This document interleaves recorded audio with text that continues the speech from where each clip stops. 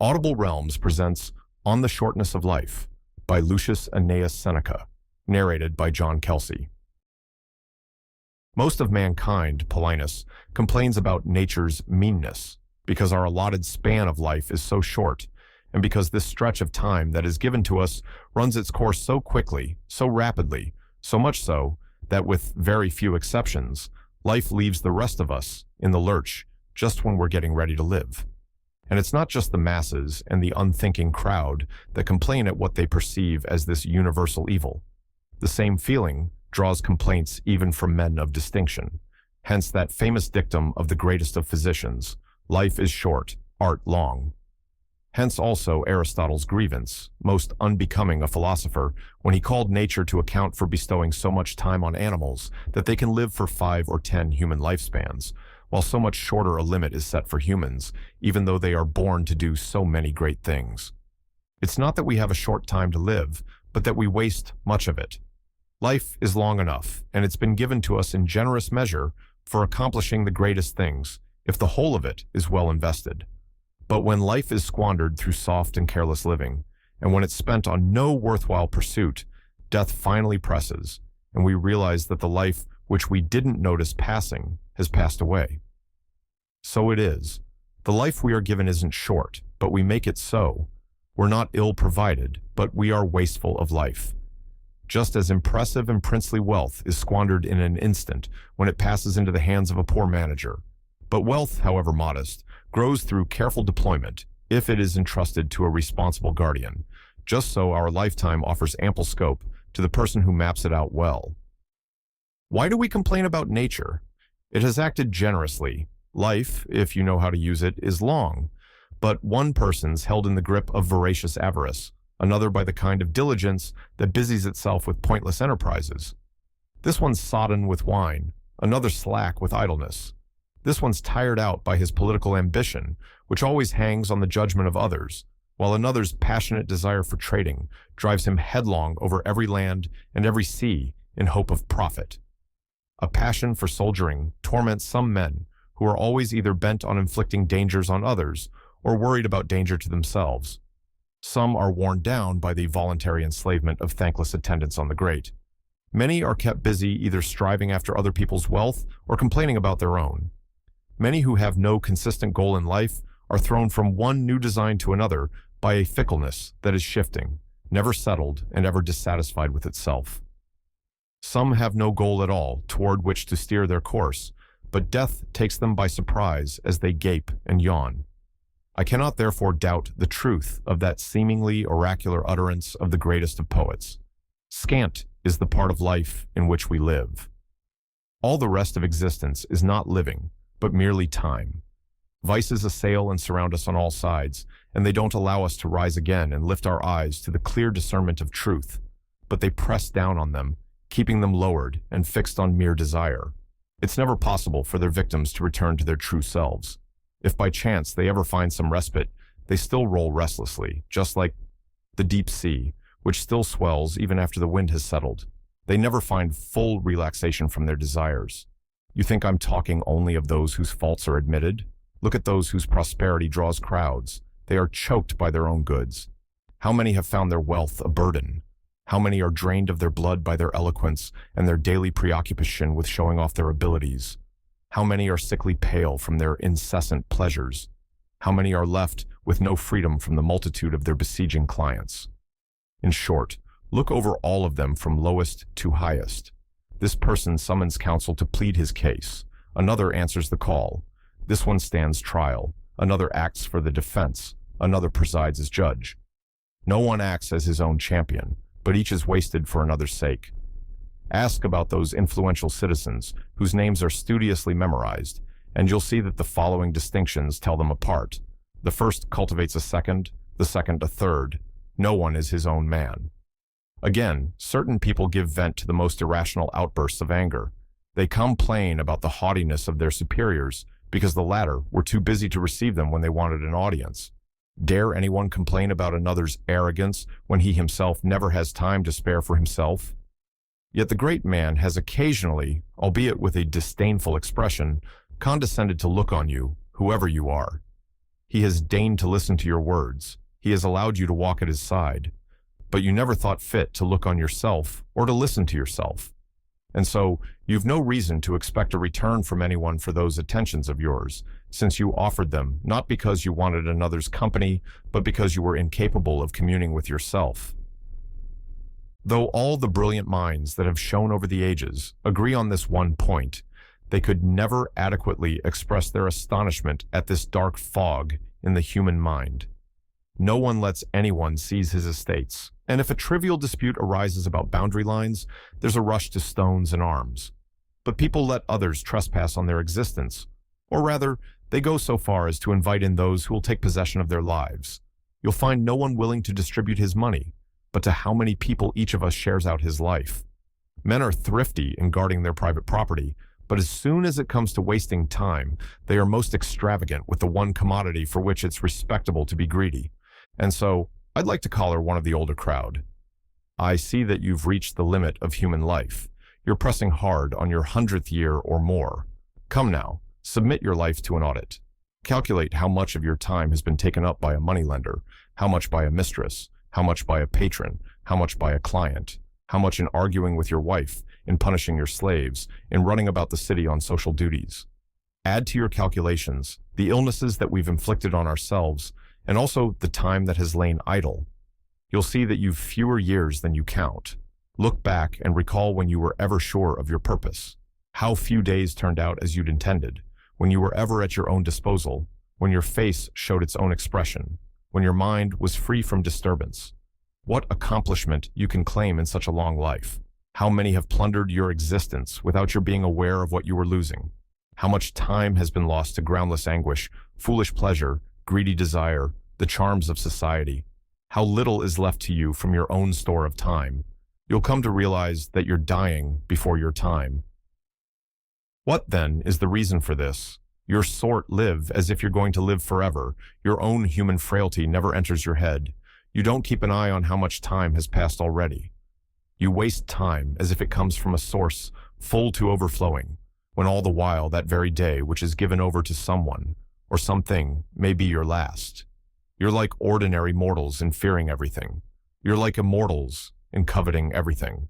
You'll hear many say, after my 50th year I'll retire to a life of leisure. My 60th year will bring release from all my duties. And what guarantee, may I ask, do you have that your life will last longer?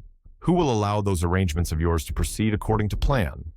Are you not ashamed to keep for yourself only the remnants of your existence, and to allocate to philosophical thought only that portion of time which can't be applied to any business? How late it is to begin living just when life must come to an end. What foolish obliviousness to our mortality to put off wise plans to our 50th and 60th year, and to want to begin life from a point that few have reached. You'll find that the most powerful men of high position drop words in which they pray for leisure, praise it, and prefer it to all their blessings. They sometimes long to step down from that pinnacle of theirs, if they can safely do so. For even without any external disturbance or shock, fortune crashes down on itself under its own weight. The divine Augustus, to whom the gods gave more than to any man, never ceased to pray for rest for himself and to seek release from the affairs of state. Every conversation of his kept coming back to this theme, that he was hoping for leisure. He would relieve his toils with this sweet, even if illusory consolation, the thought that one day he would live for himself. In a letter that he sent to the Senate, when he had given an assurance that his retirement would not be wanting in dignity and not be inconsistent with his former prestige, I find the following words, but such things are more impressive in their fulfillment than in their promise. Yet my deep desire for that time, which I have long prayed for, has led me to anticipate something of its delight by the pleasure of words, since the joy of that reality is still slow in coming. Leisure seemed such a desirable thing that, because he couldn't enjoy it in reality, he enjoyed the thought of it in advance. He who saw that the world depended on him, and him alone, who determined the fortunes of individuals and nations, he was happiest in looking forward to that day on which he would lay aside his greatness. He knew by experience how much sweat was wrung from him by those blessings that gleamed the world over. He knew the scale of the hidden anxieties they veiled. Forced to contend in arms first with his fellow citizens, then with his colleagues, and finally with his relatives, he shed blood by land and sea. Driven by war through Macedonia, Sicily, Egypt, Syria, and Asia, and almost every known land, he turned his armies to foreign wars when they were weary of slaughtering Romans, while he was pacifying the Alps and subjugating enemies embedded in the heart of the peaceful empire, and while he was extending its boundaries beyond the Rhine and Euphrates and Danube, in the city itself, Murena, Scipio, Lepidus, Egriatius, and others were whetting their swords against him. He had not yet escaped their intrigues when his daughter and so many noble paramours, bound by adultery as if by an oath of allegiance, kept causing him alarm in his now failing years, as did Iulus and a woman once again posing a threat with her Antony. He had cut away these sores, limbs and all, but others kept growing up in their place. As if overburdened with blood, the body politic was always hemorrhaging somewhere. That is why Augustus prayed for leisure, and why he found relief from his labors in hoping for it and thinking of it. This was the prayer of the man who could grant the prayers of other men. Marcus Cicero was storm-tossed among the likes of Catiline and Clodius, of Pompey and Crassus, declared enemies on the one side, doubtful friends on the other. He was buffeted along with the ship of state, which he tried to keep steady as it was going down, but he was finally swept away. He was neither at ease in prosperity, nor capable of withstanding adversity. How many times does he curse that very consulship of his, which he had extolled not without reason, but without ceasing? How pitiful are the words that he wrings from himself in a letter written to Atticus, when the elder Pompey had been defeated, and his son was still trying to revive his shattered forces in Spain. 9. You ask, he says, what I'm doing here? I'm lingering in my Tusculan estate, half free. After that, he goes on to other statements in which he bemoans his former life, complains about the present, and despairs of the future. Half free, Cicero said of himself. But needless to say, the sage will never resort to such an abject term. He will never be half free, but will always enjoy complete and unalloyed liberty. Not subject to any constraints, he will be his own master and tower above all others. For what can there be above the man who rises above fortune? Livius Drusus was a vigorously energetic man who, thronged about by a huge crowd from the whole of Aetoli, had agitated for radical legislation and provoked the kind of troubles the Gracchi had. But he could see no clear way out for his policies, which he was unable to carry through, and which, once started, it was no longer an option to abandon. He is said to have cursed the life of constant activity that he'd led from its very beginnings, saying that he was the only person who had never had a holiday, even as a boy. While he was still a ward and had yet to assume the adult toga, he ventured to plead before juries on behalf of defendants and to exert his special influence in the courts, to such effect, in fact, that it's generally accepted that he captured several verdicts against the odds. Where would such precocious ambition not find an outlet? You might have known that such premature presumptuousness would lead to disaster both for him and for the state. And so it was too late when he began complaining that he'd never had a holiday, since he'd been a troublemaker and a burden to the forum from his boyhood. It is unclear whether he died by his own hand. He fell suddenly from a wound to the groin. Some doubted whether his death was self-inflicted, no one that it was timely. It would be superfluous to mention more figures who, although they seemed to others the happiest of mortals, themselves gave true testimony against themselves when they expressed intense hatred for every act of their lives. Yet by these complaints, they changed neither themselves nor anyone else, for after the outburst, their feelings reverted to their normal state.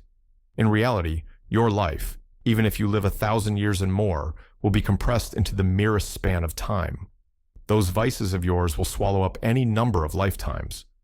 To be sure, this span of time, which good management prolongs even though it naturally hurries on, must in your case escape you quickly, for you fail to seize it and hold it back, and you do nothing to delay that speediest of all things, but you allow it to pass, as if it were something overabundant that we can get back again.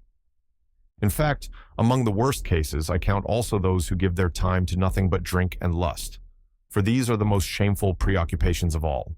Other people, even if the semblance of glory that grips them is false, nevertheless go astray in respectable fashion. You can cite for me people who are greedy, those quick to anger, or people who busy themselves with unjust hatreds or wars. But all of them sin in a more manly fashion. It is those abandoned to the belly and lust who bear the stain of dishonor. Scrutinize every moment of such people's lives, and note how much time they spend on their ledger keeping, how much on setting traps or fearing them, how much on cultivating others or being cultivated by others, how much on giving or receiving bail, how much on dinner parties which have themselves become business. You'll see that their affairs, whether good or bad, allow them no time to draw breath. To sum up, everyone agrees that no one area of activity can be successfully pursued by someone who is preoccupied. Rhetoric cannot, nor can the liberal arts, since the distracted mind takes in nothing really deeply, but rejects everything that is, so to speak, pounded into it. Nothing is less characteristic of a man preoccupied than living. There is no knowledge that is harder to acquire. Instructors of other disciplines are two a penny. Indeed, mere boys have been seen to master some of these disciplines so thoroughly that they could even be masters in the classroom. But learning how to live takes a whole lifetime, and you'll perhaps be more surprised at this. It takes a whole lifetime to learn how to die. So many men of the highest station have set aside all their encumbrances, renounced their wealth, their business, their pleasures, and right up to the very end of life, they have made it their sole aim to know how to live. Nevertheless, the majority of them depart from life, admitting that they did not yet have such knowledge. Still less have those others attained it. Believe me, it's the mark of a great man, and one rising above human weakness, to allow no part of his time to be skimmed off. Accordingly, such a person's life is extremely long because he's kept available for himself the whole of whatever amount of time he had. None of it lay fallow and uncultivated, and none of it was under another's control. For being a most careful guardian of his time, he found nothing worth exchanging for it. And so that man had enough time, but those deprived of much of their life by the public have necessarily had too little. Nor should you imagine that those people aren't sometimes conscious of their loss. Certainly, you'll hear many of those burdened by their great prosperity occasionally cry out amid their hordes of clients, or their pleadings of cases, or their other respectable forms of wretchedness. I've no chance to live. Of course you don't. All those who engage you in their business disengage you from yourself. How many days did that defendant of yours take from you? How many that candidate? Or that old lady, wearied as she is by burying her heirs? Or that character who feigns illness to excite the greed of legacy hunters? Or that powerful friend who holds on to you not for true friendship, but for show? Check off, I say, and review the days of your life. You'll see that very few of them, and those the worthless ones, have stayed in your possession. The man who's achieved the high office he'd prayed for longs to lay it aside and repeatedly says, "When will this year end?" The man who puts on the games thought it a great privilege that responsibility for giving them fell to him. Now he says, "When will I be free of them?" That advocate has people competing for his attention throughout the forum. With the crowd he draws, he fills the whole place further than he can be heard. When, he says, will there be a vacation? Everyone sends his life racing headlong and suffers from a longing for the future, a loathing of the present. But the person who devotes every second of his time to his own needs and who organizes each day as if it were a complete life, neither longs for nor is afraid of the next day. For what new kind of pleasure is there that any hour can now bring? Everything has been experienced, everything enjoyed to the full. For the rest, fortune may make arrangements as it wishes.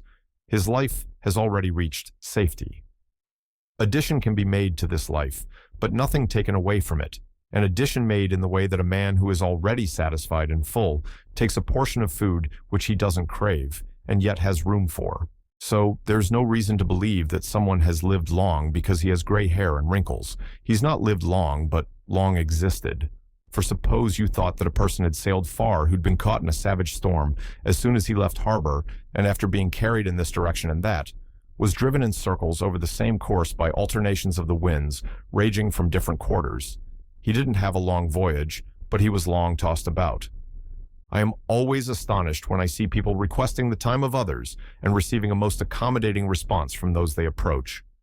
Both sides focus on the object of the request, and neither side on time itself.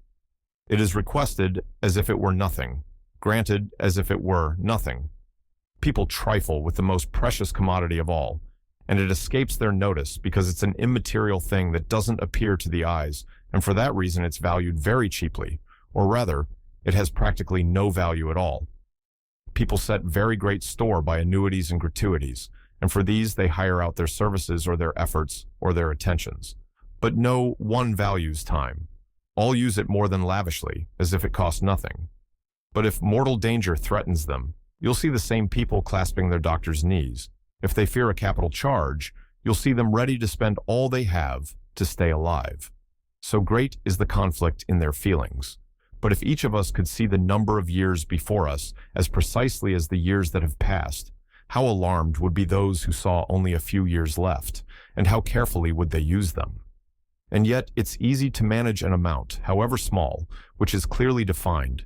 We have to be more careful in conserving an amount that may give out at any time. Yet there's no reason to believe that those people are unaware of how precious a commodity time is. They habitually say to those they love most intensely that they are ready to give them some of their own years, and they do give them without knowing it. But they give in such a way that, without adding to the years of their loved ones, they subtract from themselves. But this very point, namely, whether they are depriving themselves, eludes them, and so they can bear the loss of what goes unnoticed in the losing. No one will bring back the years, no one will restore you to your former self. Life will follow the path on which it began, and it will neither reverse nor halt its course. It will cause no commotion at all, it will call no attention to its own swiftness. It will glide on in silence. It will prolong itself at neither a king's command nor his people's clamor. It will run on just as it started out on the first day, with no diversions and no delays. And the outcome? You've been preoccupied while life hurries on. Death looms all the while, and like it or not, you have to accommodate it. Can there be anything sillier than the view of those people who boast of their foresight? They are too busily preoccupied with efforts to live better. They plan out their lives at the expense of life itself. They form their purposes with the distant future in mind. Yet the greatest waste of life lies in postponement. It robs us of each day in turn and snatches away the present by promising the future. The greatest impediment to living is expectancy, which relies on tomorrow and wastes today. You map out what is in fortune's hand, but let slip what's in your own hand. What are you aiming at? What's your goal? All that's to come lies in uncertainty. Live right now. Hear the cry of the greatest of poets, who sings his salutary song, as if inspired with divine utterance. Each finest day of life for wretched mortals is ever the first to flee. Why are you holding back? He says. Why are you slow to action? If you don't seize the day, it slips away. Even when you've seized it, it will still slip away. And so you must compete with time's quickness in the speed with which you use it. And you must drink swiftly as if from a fast-moving torrent that will not always flow. This, too, the poet very aptly says in chastising interminable procrastination, not each best age, but each best day. Carefree and unconcerned, even though time flies so quickly, why do you project for yourself months and years in long sequence, to whatever extent your greed sees fit? The poet is speaking to you about the day, about this very day which is slipping away.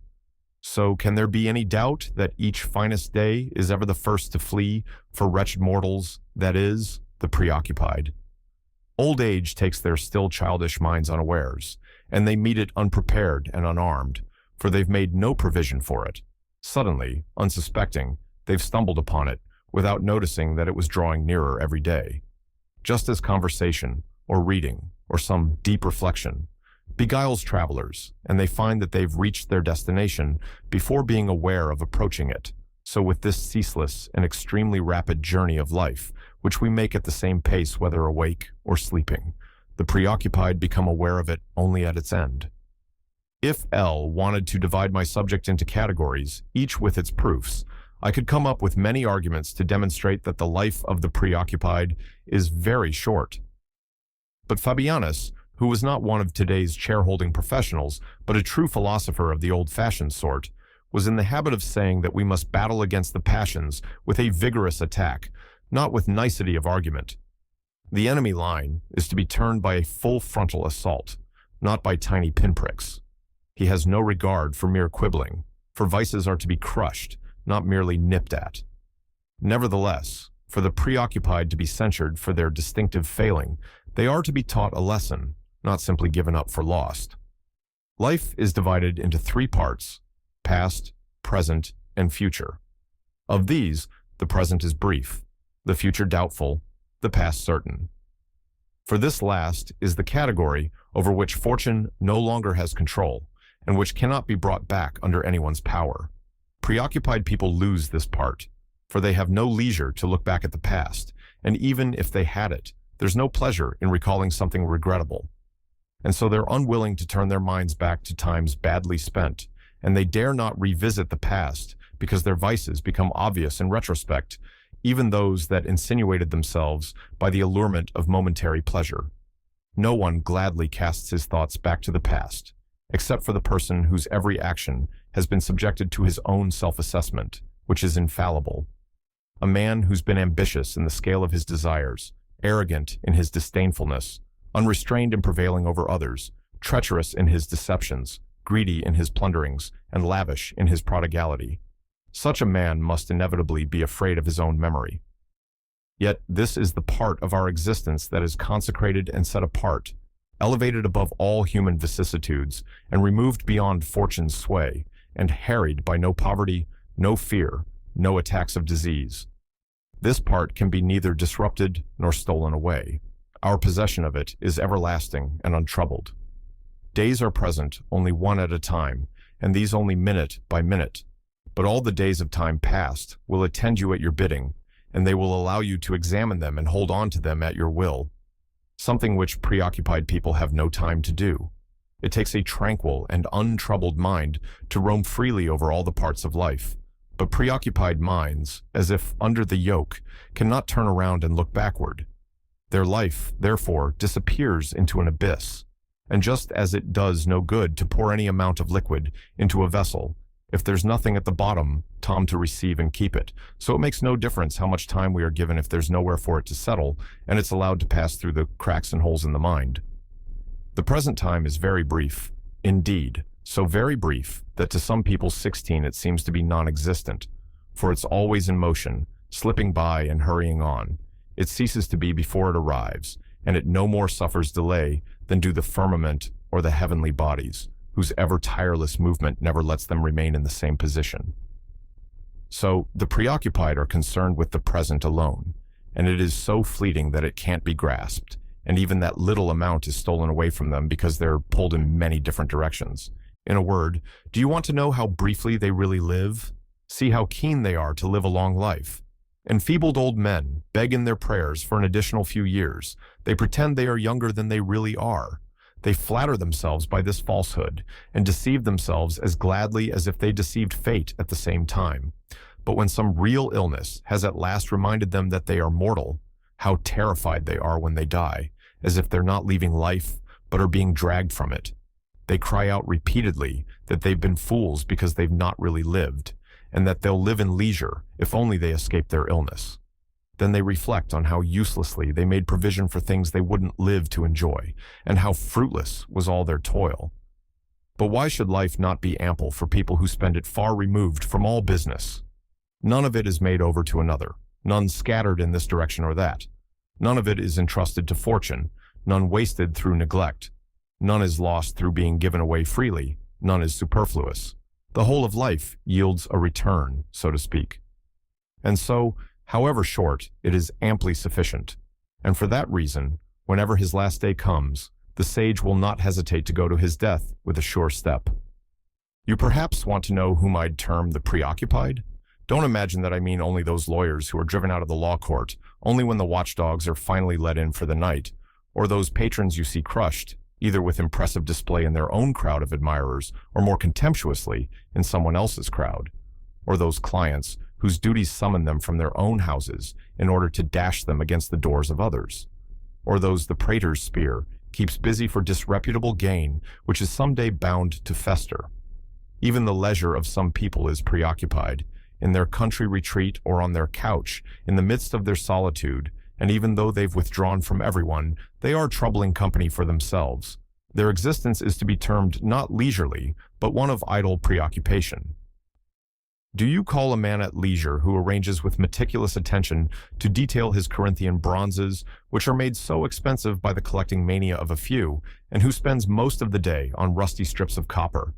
Or a man who sits at a wrestling ring? For shame on us! We suffer from vices that are not even Roman. Enthusiastically watching boys brawling? Who separates the troops of his own well-oiled wrestlers into pairs of the same age and skin color? Who maintains a stable of the freshest athletes? Tell me, do you call those people leisured, who spend many hours at the barber's while any overnight growth is trimmed away, solemn consultation is taken over each separate hair, and disheveled locks are rearranged, or thinning hair is combed forward from both sides to cover the forehead? How angry they get if the barber has been a little too careless, as if he were cutting a real man's hair. How they flare up if anything is wrongly cut off their precious mane, if a hair lies out of place, or if everything doesn't fall back into its proper ringlets. Which of those people wouldn't rather have their country thrown into disarray than their hair? Who isn't more concerned about keeping his head neat rather than safe? Who wouldn't rather be well-groomed than well-respected? You call leisured these people who are kept busy between the comb and the mirror? What about those who are absorbed in composing, listening to, and learning songs? The voice, whose best and simplest flow is naturally straightforward, they twist into sinuous turns of the most feeble crooning. Their fingers are always snapping in time to some song that they carry in their head. And when they've been asked to attend to serious and often even sorrowful matters, you can overhear them quietly humming a tune. Theirs isn't leisure, but idle occupation. And heaven knows, I'd not class their banquets among leisurely pastimes, because I see how anxiously they arrange their silver plate, how carefully they gather up the tunics of their pretty boys at table, how they are on tenterhooks to see how the boar turns out from the cook, how quickly the smooth-skinned slaves hurry to discharge their duties at the given signal, how skillfully birds are carved into carefully shaped portions, and how attentively wretched little slave boys wipe away the spittle of drunks. By these means, they seek a reputation for refinement and sumptuous living, and their evils follow them into every comer of their lives to such an extent that they cannot eat or drink without ostentation. Nor would I count among the leisured those who have themselves carried around in a sedan chair and litter, and who arrive precisely on time for their rides, as if they were forbidden to skip them, and who have to be reminded of their scheduled time for bathing, for swimming, or for dining. They are so enervated by the excessive sloth of a pampered mind that they can't tell by themselves if they are hungry. I hear that one of these pampered creatures, if pampered is the right word for unlearning life and normal human practice, was manually lifted out of the bath and set down in his sedan chair, and asked, "Am I now seated?" Do you think that someone like this, who doesn't know if he is sitting, knows whether he's alive, whether he can see, whether he's at leisure? It's hard for me to say whether I pity him more if he really didn't know as much, or if he pretended not to know. They are oblivious to many things, but they also affect forgetfulness of much. They find certain vices pleasing as evidence of their prosperity. To know what you're doing seems to be the mark of a man who's lowly and contemptible. What folly to think that mime actors, 18, feign many details in order to attack luxury. Truth be told, they pass over more than they fabricate, and such a wealth of unbelievable vices has arisen in an age that has applied its fertile talents in this one direction, that by now we can charge the mime actors with ignoring them. To imagine that there's anyone so ruined by pampering that he takes another's word as to whether he's seated. So here is not a person of leisure. You should apply a different term to him. He is sick, or rather as good as dead. The truly leisured person is one who is also conscious of his own leisure. But a person who needs a guide to make him aware of his own bodily positions is only half alive. How can he be in control of any of his time? It would be a long business to run through the individual cases of people who've spent their whole lives playing checkers or playing ball or baking their bodies in the sun. People whose pleasures put them to considerable work are not at leisure. For instance, nobody will doubt that those who devote their time to useless literary questions, Rome too now has a significant number of such people, are busily engaged in doing nothing. It was once the well-known failing of the Greeks to ask how many rowers Ulysses had, whether the Iliad or the Odyssey was written first, and also whether they belonged to the same author, and other questions of the same stamp, which, if you keep them to yourself, do nothing to improve your private knowledge, and if you divulge them, you're made to appear not more learned, but more annoying.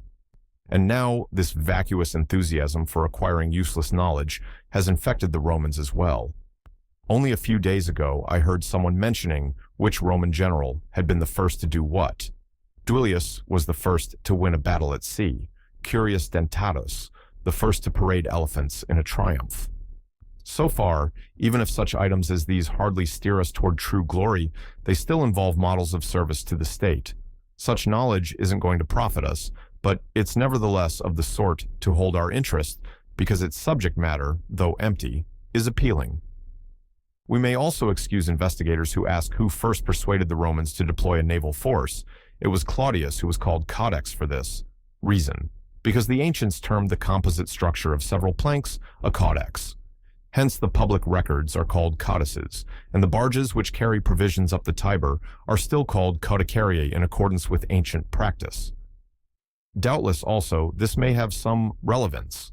The fact that Valerius Corvinus was the first to conquer Messana and was the first of the family of the Valerii to be called Messana after appropriating the name of the captured city. Common usage gradually changed the lettering, so he became Messala. But will you also allow interest in the fact that El Sula was the first to display lions off the leash in the circus, though as a general rule they were shown in chains, and that javelin throwers were supplied by King Bacchus to dispatch them? All right, let's allow that as well. But is any useful purpose really served by knowing that Pompey was the first to put on a fight in the circus involving 18 elephants with non-criminals arrayed against them in mock battle? A leader of the state and a man of outstanding kindliness, as his reputation has it. Among leaders of old, he thought it a memorable form of spectacle to destroy human beings in unheard-of fashion. They fight to the death? That's not enough. They're torn to pieces. Not enough. Let them be utterly crushed by animals of massive bulk. It would certainly be preferable for such stuff to be forgotten, for fear that some future strongman might learn of it and be envious of an utterly inhuman episode. What darkness great prosperity casts on our minds. He thought he was above the laws of nature when he was throwing so many hordes of human wretches to beasts born under a different sky, when he was arranging war between such disparate creatures, when he was shedding so much blood before the eyes of the Roman people he'd later forced to shed still more blood themselves. But this same man was later taken in by Alexandrian treachery and offered himself to be run through by the meanest of his chattels. Then at last, he recognized the empty boast that was his own surname. But to return to the point from which I digressed, and to demonstrate the futility of the pains that some people take in these same matters, the same source reported that Metellus, in his triumph after conquering the Carthaginians in Sicily, was alone of all Romans in having captured elephants led in procession before his chariot, and that Sulla was the last Roman to extend the pomerium, which it was the custom of old to extend after the acquisition of Italian but never provincial territory. Is there any more benefit in knowing this than to know that the Aventine Hill is outside the pomerium, according to him, for one of two reasons, either because that was the rallying point for the plebeians in secession from Rome, or because the birds had not been propitious when Remus took the auspices there, and to know countless other items besides that are either crammed with lies or improbable. For even if you grant that people say all these things in good faith, and even if they guarantee the truthfulness of their writing, whose mistakes will such items of information make fewer? Whose passions will they hold in check? Whom will they make braver or more just or more generous of spirit? My friend Fabianus used to say that he sometimes wondered whether it was better to apply oneself to no researches at all than to be embroiled in these. Of all people, they alone who give their time to philosophy are at leisure. They alone really live. For it's not just their own lifetime that they watch over carefully, but they annex every age to their own. All the years that have gone before are added to their own. Unless we prove most ungrateful, those most distinguished founders of hallowed thoughts came into being for us, and for us they prepared a way of living. We are led by the work of others into the presence of the most beautiful treasures, which have been pulled from darkness and brought to light. From no age are we debarred. We have access to all, and if we want to transcend the narrow limitations of human weakness by our expansiveness of mind, there is a great span of time for us to range over. We can debate with Socrates, entertain doubt with Carneades, be at peace with Epicurus, overcome human nature with the Stoics, and go beyond it with the Cynics. Since nature allows us shared possession of any age, why not turn from this short and fleeting passage of time and give ourselves over completely to the past, which is measureless and eternal, and shared with our betters? As for those who run about performing their social duties, agitating themselves and others, when they've duly acted like madmen, when they've crossed every threshold on their daily rounds and passed no open door, and when they've delivered their money-grubbing greeting to houses very distant from one another, how few patrons will they be able to catch sight of in a city so vast and so fragmented by varied passions? How many patrons will there be whose sleep or self-indulgence or churlishness denies their callers access? How many who, after they've tortured them with the long wait, pretend to be in a hurry as they pass them by? How many will avoid going out through a reception hall packed with clients and make their escape through a door that's hidden from view, as if it were not even crueler to deceive them than to refuse them admittance? How many, half asleep and weighed down by the effects of yesterday's drinking, will yawn with utter disdain and address those wretched clients who cut short their own sleep in order to wait on another's, by the right name, only after it's been whispered to them 1,000 times over by lips that hardly move? Do we suppose these clients spend time on morally commendable duties? But we can say as much of those who'll want to have Zeno, Pythagoras, Democritus, and the other high priests of philosophical study, and Aristotle and Theophrastus as their closest companions every day. None of these will ever be unavailable to you. None of these will fail to send his visitor off in a happier condition and more at ease with himself. None will let anyone leave empty-handed. They can be approached by all mortals by night and by day. None of these philosophers will force you to die, but all will teach you how. None of them will diminish your years, but each will share his own years with you. With none of them will conversation be dangerous, friendship life-threatening, or cultivation of them expensive. From them, you'll take whatever you wish. It will be no fault of theirs if you fail to take in the very fullest amount you have room for. What happiness! What a fine old age lies in store for the person who's put himself under the patronage of these people. He'll have friends whose advice he can seek on the greatest or least important matters, whom he can consult daily about himself, from whom he can hear the truth without insult and receive praise without fawning, and who will provide a model after which to fashion himself. There is a common saying that it was not in our power to choose the parents we were allotted, and that they were given to us by chance.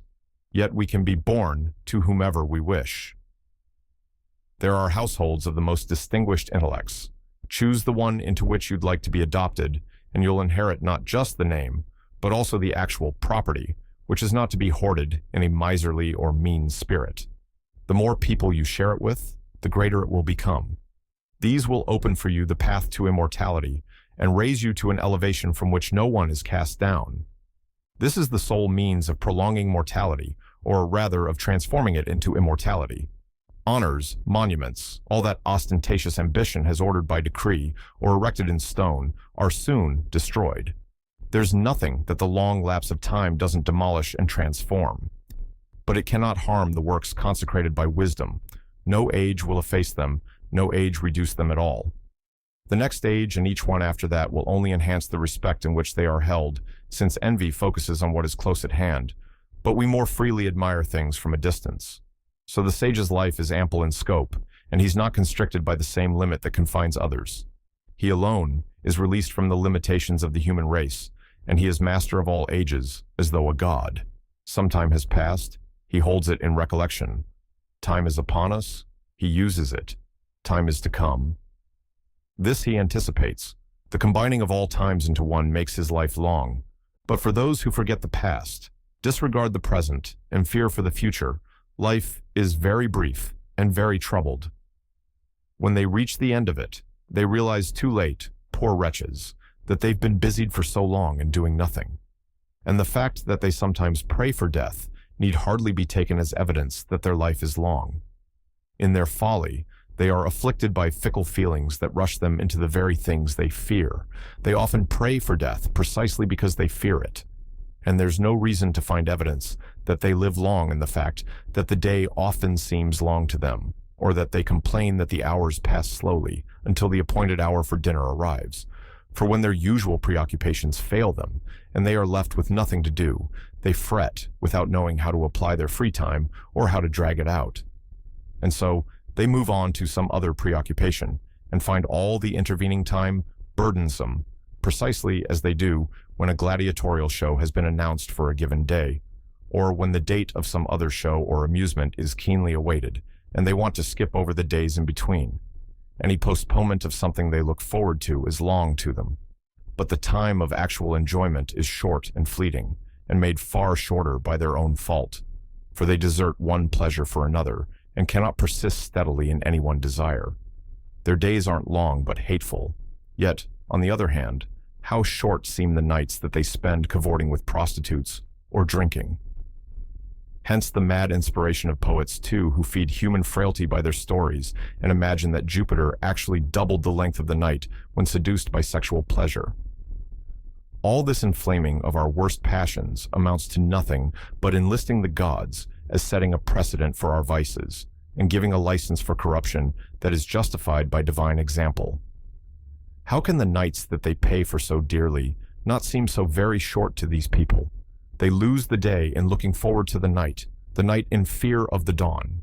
The very pleasures of such people are anxious and disturbed by various kinds of alarm, and at the very moment when they are rejoicing, the agitated thought steals in on them.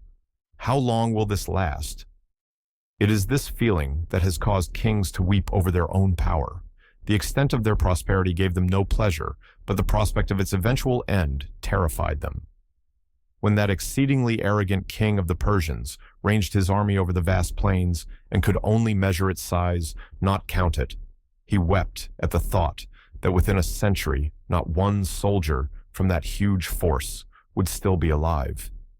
Yet the very man who wept was destined to bring their fate on them, to lose some troops at sea, others on land, some in battle, others in flight, and so to destroy in a very short time all those for whose 100th year he feared. And what of the fact that even the joys of such people are anxiety-ridden? This is because they don't rest on stable causes, but are disrupted as frivolously as they are produced. But what do you think their times are like when they are wretched even by their own admission, since even the joys which lift and transport them above their fellow men are by no means unmixed? All the greatest blessings cause anxiety, and fortune is never less wisely trusted than when at its most advantageous. To maintain prosperity, we need fresh prosperity, and other prayers are to be offered instead of those that have already turned out well. Everything that comes our way by chance is unsteady, and the higher our fortunes rise, the more susceptible they are to falling. But what must inevitably collapse gives no one pleasure. And so the life of those who acquire through hard work what they must work harder to possess is necessarily very wretched, and not just very brief. They obtain with great effort what they desire, and they anxiously hold on to what they've obtained, and meanwhile they give no consideration to time's irretrievability. New preoccupations take the place of old. Hope arouses new hope, ambition, new ambition. They don't look for an end to their wretchedness, but change the cause of it. We've been tormented by our own public office. We spend more time on somebody else's. We've stopped toiling as candidates. We start canvassing for others. We've given up the vexation of being a prosecutor. We take on that of being a judge. A man stops being a judge. He starts presiding over a special commission. A man spent all his working life managing other people's property for a salary. He's diverted by looking after his own wealth. Marius was done with army service, and the consulship kept him busy.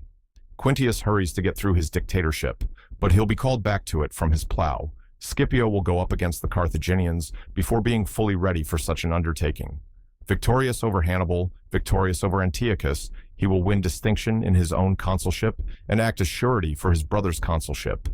And but for his own objections, his statue would be placed in Jupiter's company in the Capitoline temple. But discord among the citizens will bring trouble to their savior, and after he is scorned as a young man, public honors rivaling those of the gods, in old age, he'll eventually take pleasure in an ostentatiously defiant exile. Reasons for anxiety will never be wanting, whether because of prosperity or wretchedness. Life will be driven on through one preoccupation after another. We shall always pray for leisure, but never attain it. And so, my dearest Paulinus, remove yourself from the crowd, and, storm-tossed more than your years deserve, withdraw at last to a more peaceful haven.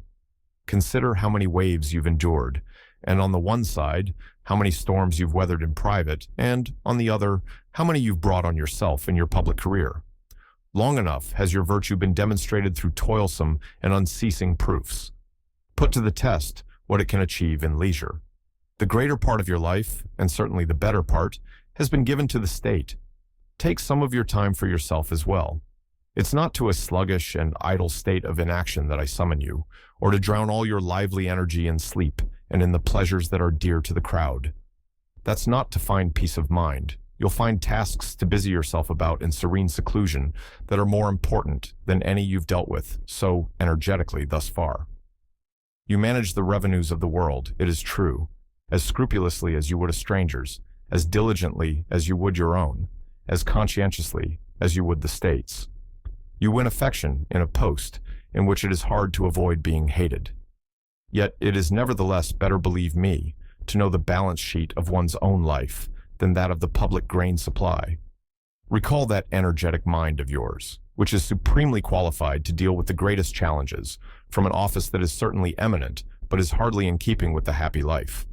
And consider that you didn't make it your aim, with all your training in the liberal arts from the earliest age, for many thousands of grain measures, to be safely entrusted to you.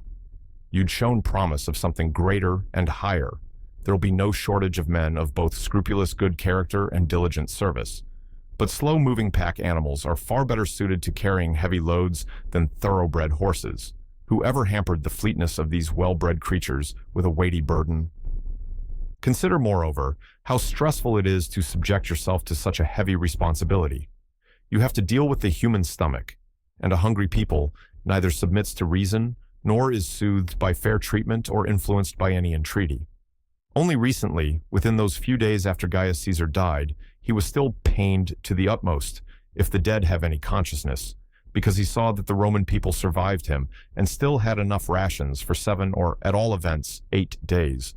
Because he made his bridges of boats and played with the empire's resources. We faced the worst kind of disaster, even for people under siege, a shortage of food. His imitation of a crazed foreign king of ill-fated arrogance almost came at the cost of mass destruction by starvation and of the general catastrophe that follows famine. What was the frame of mind of the officials in charge of the grain supply when they were destined to face stones, weapons, fires, and Gaius? With the greatest concealment, they covered over such a great sickness lurking amid the state's innermost organs, and with good reason, to be sure. For certain, complaints are to be treated without the patient's being aware of them. Knowing about their disease has caused many to die. Retire to those pursuits that are calmer, safer, and more important. Do you think it amounts to the same thing whether you're in charge of seeing that imported grain is transferred to the granaries undamaged by either the dishonesty or the carelessness of the transporters, that it doesn't absorb moisture and then get spoiled through heat, and that it corresponds to the declared weight and measure? Or whether you occupy yourself with these hallowed and lofty studies so as to learn the substance of God, His will, His general character, and His shape? What outcome awaits your soul, where nature lays us to rest upon release from our bodies?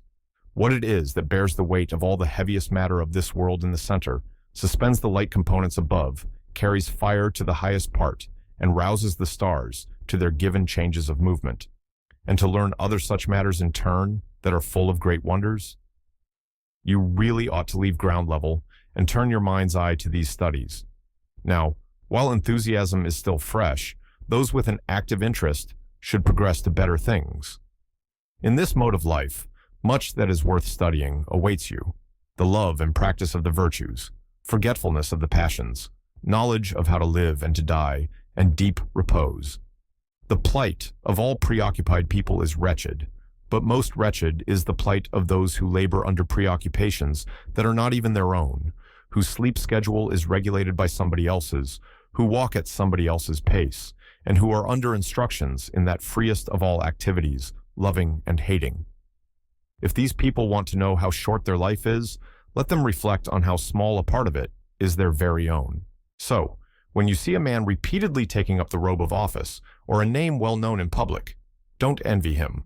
Those trappings are bought at the cost of life. For 1 year to be dated by their name, they'll waste all their own years. Life deserts some of them amid their first struggles, before the arduous climb up to the peak of their ambition. Some, after they've clambered up through 1,000 indignities to arrive at the crowning dignity, are assailed by the wretched thought that all their toil has been for an inscription on an epitaph. Some map out new aspirations for their extreme old age as if in their youth, and they succumb to weakness amid their great and immoderate endeavors. It's a shameful end when an old man acting in court for litigants who are perfectly unknown to him breathes his last even at the moment when he's winning the applause of impressionable bystanders. It's a disgraceful end when the man who's sooner worn out by living than by working drops dead in the middle of his duties, and a disgraceful end when a man dies in the act of going over his accounts and draws a smile from the heir who's long been kept waiting. I can't pass over one example that occurs to me. Gaius Tyrannius was an old man of proven diligence who was past 90 when, on the emperor's initiative, he was granted retirement from his administrative post by Gaius Caesar. He gave instructions for himself to be laid out on his bed and to be mourned by his assembled household as if he were dead. The house lamented its elderly master's unemployment and didn't cease their mourning until his job was restored to him. Is it really such a pleasure to die preoccupied? Yet many have that same attitude, and their desire for work lasts longer than their capacity for it. They struggle against their bodily infirmity, and old age itself. They adjudge a hardship for no other reason than because it removes them from office. The law doesn't draft a soldier after 50. It doesn't require a senator's attendance after 60. It's harder for people to obtain retirement from themselves than from the law. All the time while they plunder and are plundered and break in on each other's rest and make each other miserable, life is without profit, without pleasure, without any progress of mind. No one holds death in view. No one refrains from distant hopes. Indeed, some people even make arrangements for things beyond life-huge tomb structures, dedications of public buildings, gladiatorial shows for the funeral, and ostentatious funeral processions. Yet, in truth, the funerals of such people should be conducted by the light of torches and wax tapers, as if they'd lived for the briefest span.